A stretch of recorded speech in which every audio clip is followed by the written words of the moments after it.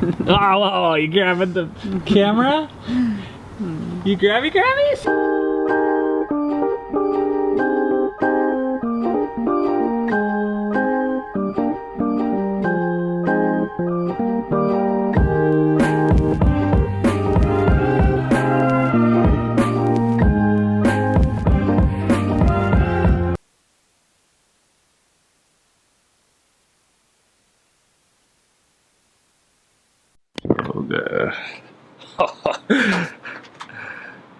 I just caught myself, the microphone wasn't on, and usually I talk for like 5 minutes before I realize it. We just got back from our morning workout. Last Friday, we had a breakfast meeting. Please don't lick me. Stop. And Will joined our group.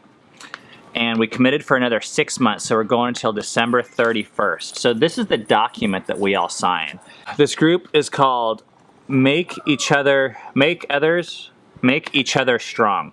We all kind of read this and sign it, and it has our vision, our mission, an explanation of what we do, some notes, it has rules, it has your responsibilities as a coach, because everyone that joins this group is signing up to coach the other members of the group. It has your responsibilities as just a lifter, and these are the signatures. So it's kind of a big deal for someone to sign because we're all signing up for that person to be our coach, and we're all signing up to coach that person, which means they have to be coachable. So everyone has to agree when a new member comes on.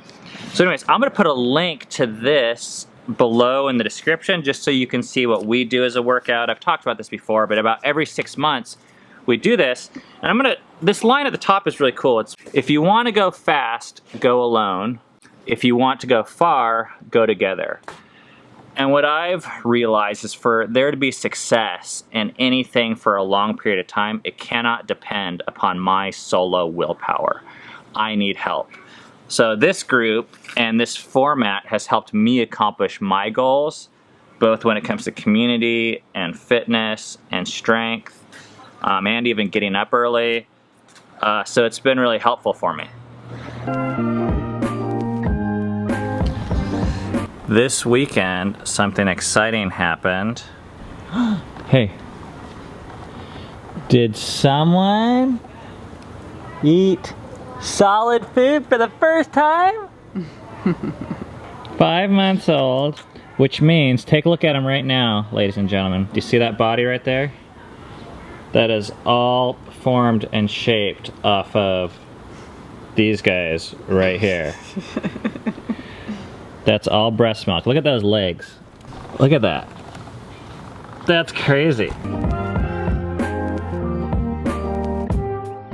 We just had this kind of intense parenting moment happen. Cami came to me and she said, one of your children came to me, are you ready to listen to some stuff?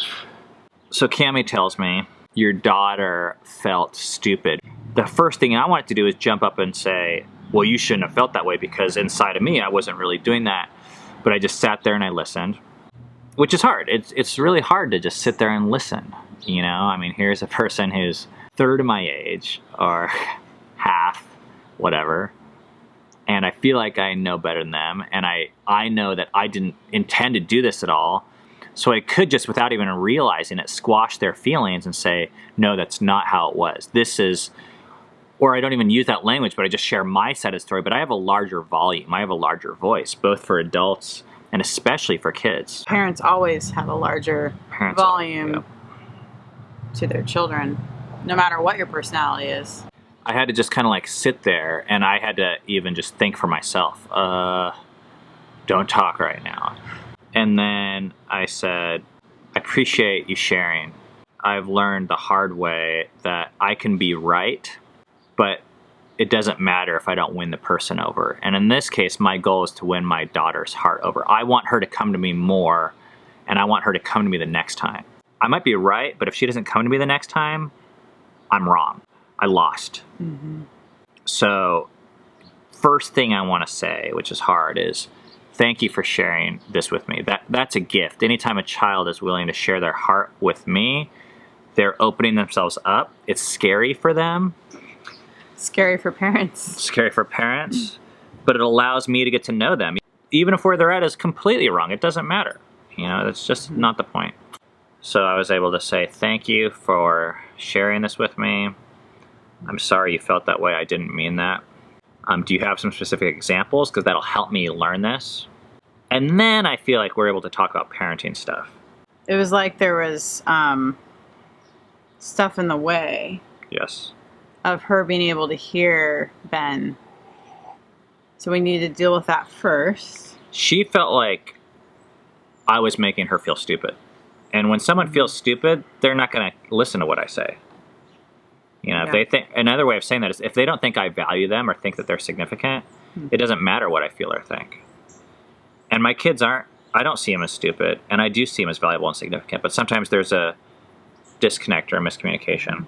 For me, it was really cool to see how I could help both Ben and our child and help their relationship. Because I see things that Ben doesn't see. And you feel things that I don't feel. I feel things that he doesn't feel. And this goes both ways, by the way. I also think our kids open up differently to me than they open up to him. Our kid will come to me and say certain things to me, and I'm like, I'm pretty sure Ben would want to hear this. That is an incredible gift, what Cammie did. And I think there's a couple ways that she could have done this that would have not been as helpful. One is if she would have just talked to the kid and been like, oh yeah, I know, your dad's kind of a jerk. Or even saying something more benign like, yeah, that can be hard, and then just letting it go. When that was a really opportune moment for me to help bridge the gap between Ben and this child. Or she can just take my side and defend me. But in a way, that doesn't solve the relational distance between me and the child. And like she just said, acting as a bridge and saying, hey, there's a problem here. And she's the only person that can help at that time. Because I'm kind of scared of the kids at certain times. And actually, on the other side, there's times when Cammie, the kids are scared of her. Especially when it comes to cleaning the house and things. And they come to me. Yeah. But I can't just be like, oh yeah, your mom. Don't get in the way of me cleaning my house. The power of parents as a team can be so powerful because we each see things. It's not me against her. And I think it starts with the parents, the husband and the wife, humbling themselves and being able to listen to each other, because I have strengths and weaknesses that Ben doesn't have. And so whatever his insight is, it's super valuable to me, and then vice versa. But if I can't listen to him, then our kids are really going to suffer. In the past, when one of my children would come up to me and complain about something with their dad, or there would just be a problem, I would get really just frustrated and feel paralyzed, like there's nothing I can do about this. And what I saw today really encouraged me, because I wasn't frustrated. Because I wasn't paralyzed. I decided, oh, I can do something about this. I have certain strengths that I can bring to the table here. I really want to see the relationship between Ben and our child restored, so to speak, or become better. And that's been really cool to see that I've been gaining this confidence and awareness of my own strengths and what I can bring to the table.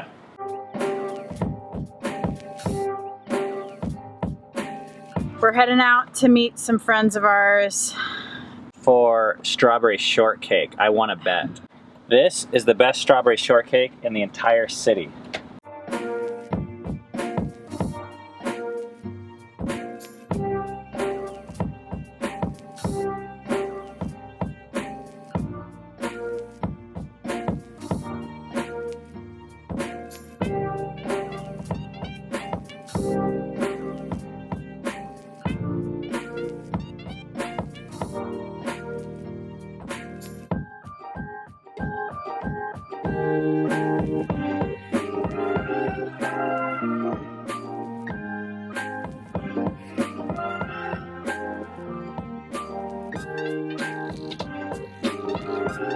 Isn't it amazing that can all come from that?